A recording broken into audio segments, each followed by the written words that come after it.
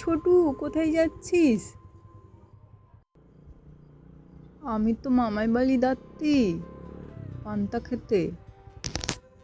মা, দিদাকে পান্তা দেবে আমার? তো খিদে পেয়েছে পান্তা। হ্যাঁ, তোর পান্তা দেবে। আগে সবাইকে প্রণাম কর।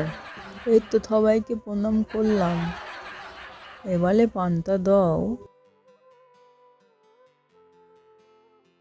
খুব সুন্দর খেতে, খুবই টেস্টি। না বাবা, বন্ধুরা সবাই পান্তা খেতে যাবে, বুঝে তো? পান্তা খেতে যাওয়ার মজাটাই আলাদা।